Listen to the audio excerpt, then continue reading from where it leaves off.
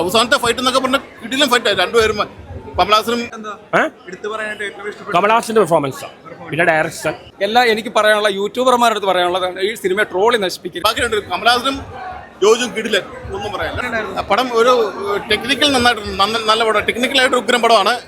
പക്ഷേ നമ്മളൊരു കമലഹാസൻ നന്നായിട്ടുണ്ട്, ജോജു നന്നായിട്ടുണ്ട്. പക്ഷെ നമ്മൾ എല്ലാവരും കമ്പയർ ചെയ്യുന്ന നായകനുമായിട്ടാണ്.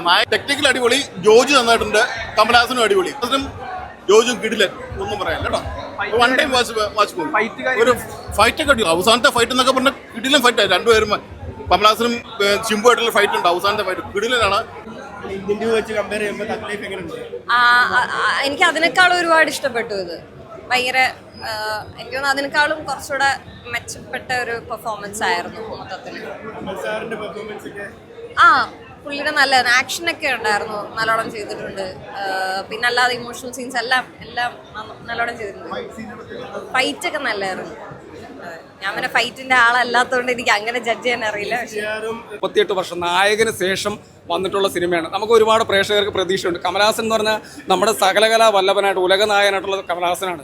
അദ്ദേഹത്തിൻ്റെ സിനിമകൾ നമുക്കറിയാം. ഈ അടുത്ത കാലത്ത് വന്ന ഇന്ത്യൻ 2 അത് പരാജയത്തിലേക്ക് പോയി. അതിനുശേഷം വന്നുള്ള മണിരക്തം കോംബോയിൽ എന്തായാലും ഇത് ഹിറ്റാണെന്നുള്ളത് ഉറപ്പാണ്. പ്രേക്ഷകർക്ക് എല്ലാവർക്കും ഇഷ്ടപ്പെടും. കാരണം കമലഹാസൻ്റെ പ്രായമൊക്കെ നമുക്കറിയാം. പക്ഷേ ഇത് പ്രായത്തെയൊക്കെ ട്രോളാൻ സാധ്യതയായിട്ട് എനിക്ക് തോന്നുന്നുണ്ട്. പക്ഷേ അങ്ങനെയല്ല. അഭിനയം മികവ് തന്നെയാണ്. കാരണം അദ്ദേഹം ഒരു ലെജൻഡാണെന്ന് ഇതിനകത്ത് തെളിയിച്ചിട്ടുണ്ട്. അതുപോലെ ഡയറക്ഷൻ അടിപൊളിയാണ്. ഇതിൻ്റെ മേക്കിങ്, അതുപോലെ ക്യാമറ വർക്ക്, രവി കെ ചന്ദ്രൻ എന്ന് പറഞ്ഞാൽ അദ്ദേഹത്തിൻ്റെ ക്യാമറ വർക്ക് ഒരു രക്ഷയില്ല. മ്യൂസിക് എ.ആർ. റഹ്മാൻ, തകർപ്പ് സിനിമയാണ്. നമുക്ക് ധൈര്യമായിട്ട് തിയേറ്ററിൽ തന്നെ വന്ന് കാണാം. ഒരുപാട് നമ്മളിട്ട് ബുദ്ധിമുട്ടിക്കുന്ന ഒരു സിനിമയല്ല. പ്രേക്ഷകർക്ക് എന്തായാലും ഇഷ്ടപ്പെടും എന്നുള്ള ഗ്യാരണ്ടിയാണ്. എനിക്ക് പറയാനുള്ള യൂട്യൂബർമാരുടെ അടുത്ത് പറയാനുള്ളതാണ് ഈ സിനിമ ട്രോളി നശിപ്പിക്കരുത്.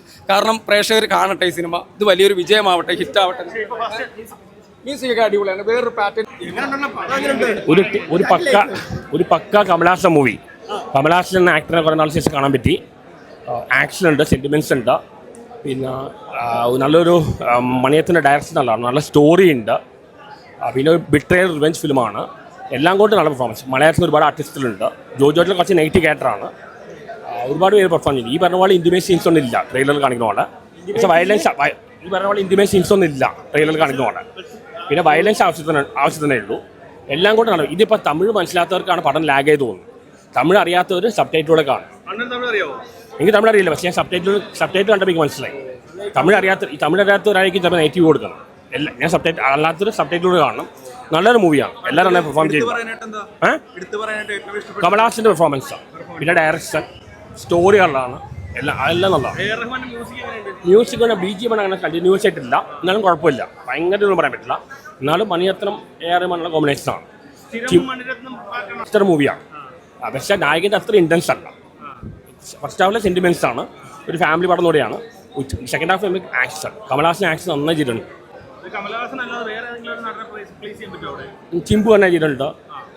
ആ റോള് കമലഹാസനെ പറ്റും. കമലഹാസൻ ചിമ്പുകാരുടെ കോമ്പിനേഷനാണ്. എനിക്ക് പടം ഇഷ്ടപ്പെട്ടു. എനിക്ക് എൻ്റെ അഭിപ്രായം പറയാൻ പറ്റുള്ളൂ. എനിക്ക് തമിഴ് മനസ്സിലാത്തവർക്കാണ് ഈ നെഗറ്റീവ്